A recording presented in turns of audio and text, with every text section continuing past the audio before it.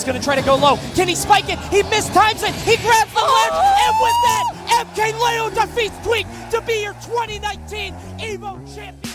That's MK Leo. He's just won EVO 2019, the biggest tournament in the world for Super Smash Bros. Ultimate, crowning him as the best in the world. Look at that smile. At the end of this video, you will know all that you need to do the same. Sierra 60, jumping to the ledge, 3-stock for MK Leo.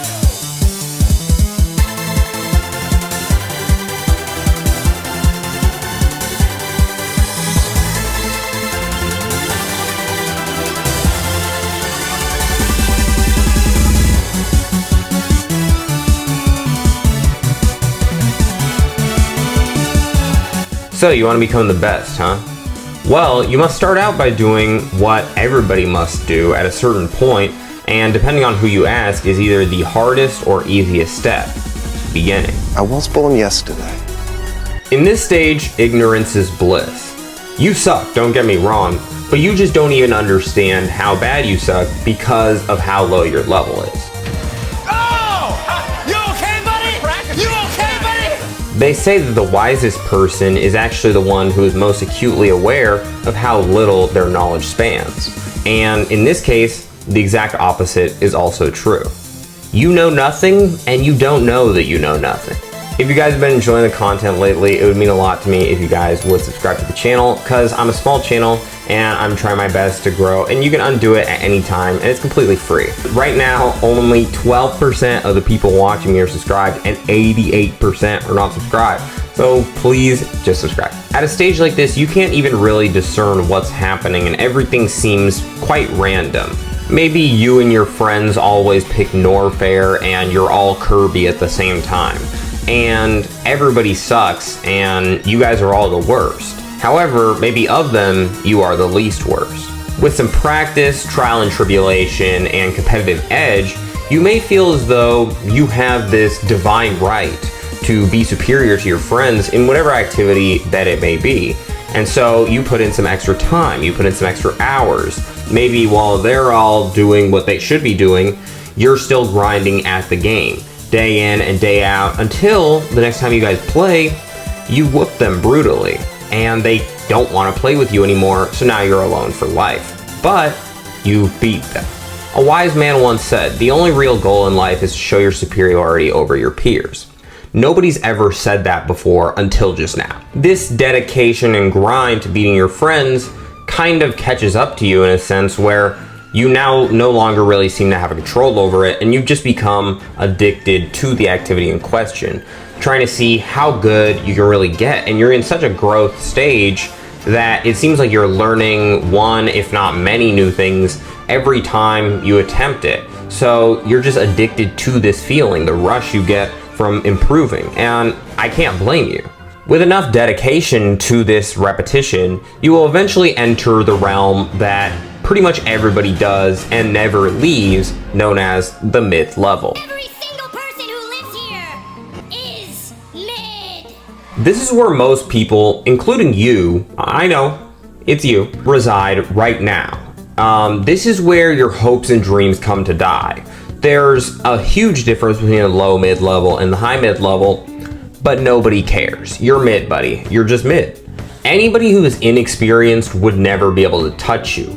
But anybody who's even somewhat good at this would absolutely eviscerate you and make you feel humiliated because you probably have just as many hours as them, but you only spend them doing the exact same things over and over and over and over. There's nothing inherently wrong with being at the mid-level. You need a mid-level to define what is the higher levels of gameplay and what is going to be the lower ones. And these mid-level players are kind of the filler for all forms of competition. Many people don't even want to transcend past this. It's just like the primary form of enjoying any sort of activity. You need to be pretty mid so that you have some understanding of the game, but you're not putting in so much time to really understand the intricacies because it may be too difficult. And I genuinely mean that. If you're content with staying here forever, then this is where the video ends for you. This isn't where it ends. And so we must move higher and higher and higher to see exactly how high we can get at the high level. See, you at the mid-level took it pretty seriously at a certain point to get here. You decided that being mid forever wasn't enough for you, and you were really going to apply yourself. You started going to your local forms of competition because you weren't going to be mid scum for the rest of your life, were you? And you were going to do something about it. At these competitions, you would see interesting results. They weren't going to set you back. You were going to keep the dedication and the fire inside of you strong because you knew that you were destined for greatness. Your typical form of competition that you used to rely on is just obsolete at this point. And that's why you've had to kind of force yourself to get out of your comfort zone in order to grow in this regard. And although it was definitely rocky at first, you've now gotten to a point where you kind of dominate everybody around you, even people who are definitely skilled. And this is really what the high level is. With enough hard work, dedication, and time put into it, you eventually arrive here. There's a lot of luxuries that come with making it here. Nobody in the real world that you could ever meet would ever be able to even come close to you.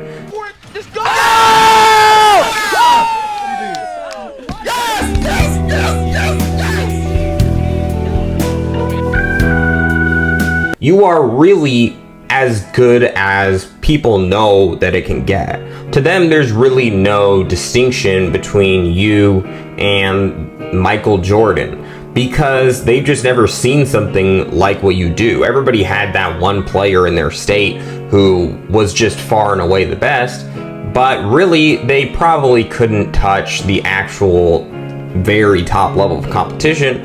But we just don't know that because they're far better than us. This level isn't without its own trials and tribulations, however, because there is definitely a superior class above you that will dispatch of you 99.9% of the time, like that one Fox player that you just can't seem to beat no matter how hard you try, even though you're far more deserving of it than him, and you've literally dedicated what feels like your entire life's worth of energy into just beating this guy, and you've tried it over and over and over, and you haven't even gotten a single victory on the board, and you gotta laugh after every single time he defeats you like it's some funny laughing matter, but actually you're being crushed inside every single time he defeats you, and he pretends like he's your friend, but it's no way you can be my friend and do this to me over and over and over again when I'm literally dedicating everything I have to this, and I'm just supposed to pretend like this is some fun thing when it really isn't to me at all. You will rue the day that you ever cross me. You will rue it, Light. You will rue it. Anyway, those players who defeat these people are known as the top level players. Yeah, top. The people at this level are very, very, very good. You know, they are ranked globally, and when they travel around the world, whether it's for leisure or for competition, they are recognized globally. And people will ask them for photos and autographs. This is many of the perks that come with being a top level player. However, there's a lot of things that people won't talk about at this level, like the stresses and the weight that weighs on you of knowing that you always have to maintain. Even if you let that Louis Money character beat you even a single time, it might be enough for it to landslide into something that you can never reverse. So you always have to be at the very upper echelon, and it's never enough. You always have to keep climbing higher and higher in order to make it to the pinnacle that people all expect you to. People at this level can win any given major tournament at any time. It's not really a shocker for any top player to win because that's their job. Even if maybe they weren't seeded to win, it's something that we all know they're very capable of doing. And once you're at this level, you understand the game to such a deep degree that there's really nobody else that plays like you. There's nobody that I can really practice against that will give me a really good understanding of what I'm about to get into, because nobody plays exactly like you. They can't. If they could, then many other people would be a top player, or you wouldn't. With all of this being said, in the wise words of Obi-Wan Kenobi, there's always a bigger fish. It's my personal opinion that the gap between the top player and the best player in the world is just as big, if not a bigger gap, than that of a high level and a top level player. Because to be able to get to this point, it's not just about skill anymore. So much of it is mentality. So many people crumble even at the idea of having to be the one on top, and it's really a scary thing to think about. Could you imagine going into any form of competition and everybody looks to you as if not only are you the one expected to come out victorious, but also everybody's coming after you because you are the big prize to beat. I have come home, master. Many people have felt this before. For example, in Smash Ultimate, Akola. In one of the most recent rankings, pretty much every single player on the Lumi rank stated that their dream player to fight against was Akola. If you're Akola, that's horrifying. It's not all doom and gloom, however. People like Messi, Ronaldo, Magnus Carlsen, and Usain Bolt have all shown that if you're skilled enough at something, you will be recognized not just in the present, but for history and ages to come. And I think for a lot of people, this is satisfaction enough. This is why we strive to be great, because we're just trying to push the boundaries of what's even possible and cement our name in the books. In our game, Smash Ultimate, we've only had a select few players make it to the level, to the point where they're so high up they can stare from atop the mountain down and see all that which they have climbed. Possibly best said by one of the greatest to have ever done it, and one of the very few people who have really experienced this absolute peak is this. And they say it's lonely at the top, and it is true. I've been at the top. It is very lonely at the top. And you know what's scarier at the top? When you look down at the mountain and you see a bunch of little crackhead Fox players climbing up, grabbing your ankles, dude. And that is way scarier. And that is the moment when your ego tries to cover itself and be like, okay, I don't want to try anymore. I don't care anymore.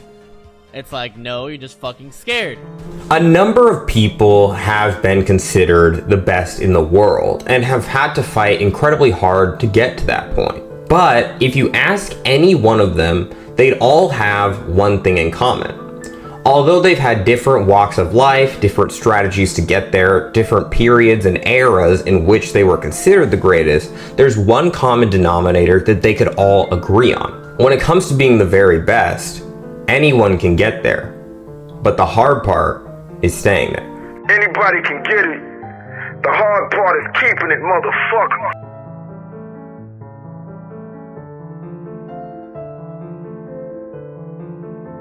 Zillions of this man, regardless of the circumstance, he is Mexican.